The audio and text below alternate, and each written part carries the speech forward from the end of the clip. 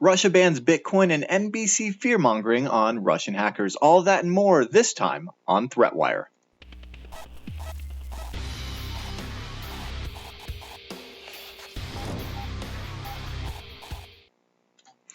Hello and welcome to ThreatWire. This is your summary of what's threatening security, privacy, and internet freedom. I'm your host, Darren Kitchen, and I'm trying something a little bit new today as I kind of evolve this beta reboot of ThreatWire here. And what I'm doing is I'm actually recording live to tape. And so that what that means is that I'm actually editing as I go. The benefit of that is that I'll potentially be able to do these much faster, but forgive it if it's a little rough around the edges, and of course value your feedback, so let me know what you think of this.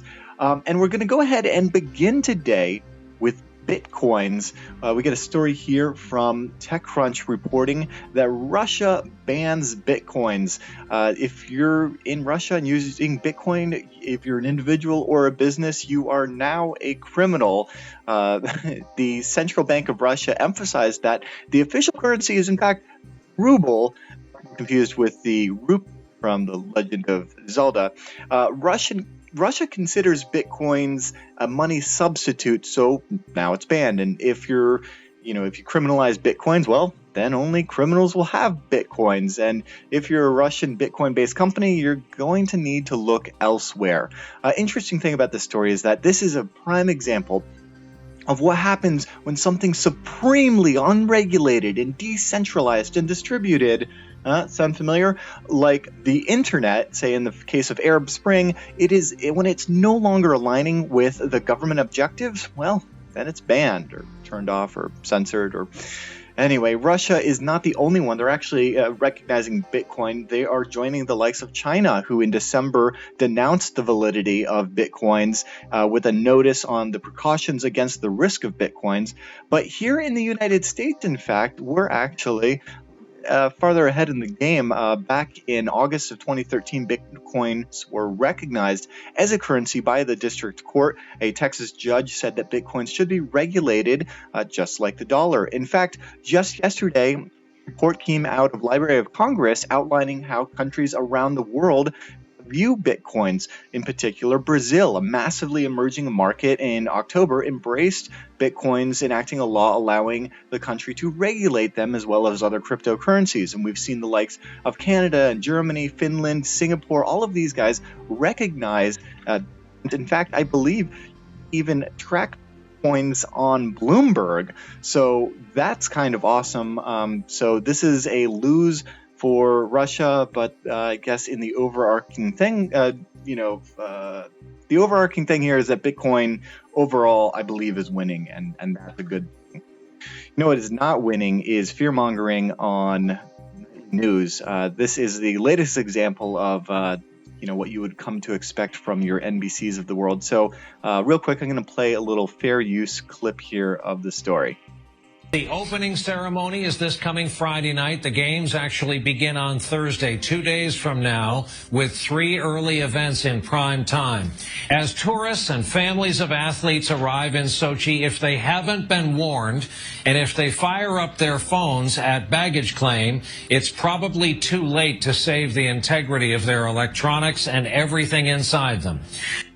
It's probably too late to save the integrity of your electronics. Thank you, NBC. This is actually a report with a Richard Engel, who began with a quote from the United States State Department that warns travelers that they, quote, should have no expectation of privacy even in their hotel rooms. These, of course, being travelers to the Winter Olympics Games in Sochi. And I love this because it's, from our own government saying, like, don't expect privacy, unlike we have here in America.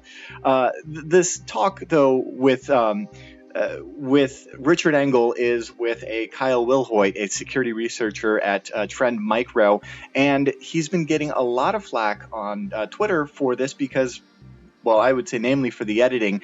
They do a demo where they take out a brand new Mac and a PC and an Android, and they actually go ahead and proceed to hacksaw the boxins as you if you will. And in the demo, it's all basically done on machines running, out of the box with no updates installed. They did actually install a couple of lifestyle applications like Adobe Reader or Microsoft Word. But otherwise, this is pretty much getting debunked around the internet because of, well, a couple of things. First of all, actually got a great report here from Areta Security. Graham wrote a nice blog piece outlining kind of some of the glaring holes with this. First and foremost, they weren't actually in Shoji, which isn't really a big deal because that actually, second point is that this could have happened anywhere.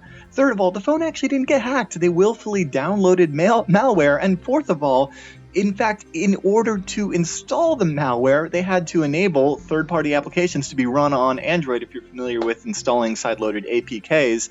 Now, Will Hoyt has, like I said, been getting a lot of flack here. Of course, NBC, coming under, criticism from Business Insider as well as the Washington Post. Now, Will Hoyt actually respond on Twitter with a blog post here with a link to the microblog where he kind of outlines and actually goes into a whole white here on how to what it was all about. This really reminds me of kind of the pitfalls of mainstream media, because if they actually used this opportunity, I don't even know how long this news clip was. Let's see, it was 3.5 minutes. So they could have used that 3.5 minutes to actually educate the public, but instead, no, it doesn't get the kind of headlines like those Russian hackers are after your data. And as such, this is what we see. And I feel like the only person being exploited here, in fact, is actually Kyle. I have the utmost respect for a security researcher, and I feel really sorry for him because I know how it can be when, I'm with these mainstream media folks, and you never know how they're going to take your words and use them against you and edit it to become some crap piece like this. And I don't think that it should be any news whatsoever that in an economic disparate place such as Russia, it would actually foster cybercrime, because we would see the same thing in Nigeria and China anyway. So I feel like people should actually go and check out the white paper and check out the blogs over at Trend Micro. I mean, of course, Trend Micro has kind of like I don't know, their motive may be, one of the points that they said is to, buy antivirus software. So, okay, take that for what it is. But the actual art of this hack, in that the security researcher actually went through the trouble of creating a nice honeypot and making it a pretty rich one by even creating a fake Richard Engel account and making it look as if it were him, and even, getting spear phishing attacks. Sure, okay, so, NBC kind of like really lost out here and really, dropped the ball and with the fear-mongering stick rather than a constructive carrot. But yeah, regardless, I feel like you should check out the paper. Basically it says, update your software, don't rely on default security settings. I love this. Trust your instincts. And of course, go straight to the source when it comes to your security software. Interesting story. That's to our comment, which this week comes Patrick A., who writes, BTW, censorship is also affecting the USA, linking to this story about how media blackouts on the new Snowden interview and why the government doesn't want you to see. I don't know whether or not this is something that necessarily the government doesn't want you to see, or if it's just the mainstream media kind of just, brushing this under the rug. Maybe we've heard enough about it, or at least that's what the, the producers over at your mainstream news may think. But otherwise, the interview is totally worth watching, so I'll have links in the show notes to check that out. It's a 30-minute interview that just happened last week with Edward Snowden.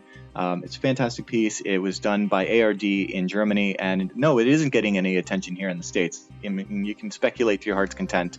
Anyway, with all of that, in this show, I would really like to hear your feedback on what you like about this, what you don't like, what you would like to see me cover, what you kind of, how you figure you could improve this, and, if there's interest in live streaming or hangouts or whatever else. I'm really just having fun with this. I'm passionate about this stuff, and I want to bring it to you, and I'm trying to kind of work it all out. So we'll be in beta until, for as long as Gmail is. But until then, once again, I'm Darren Kitchen, and I will see you on the internet.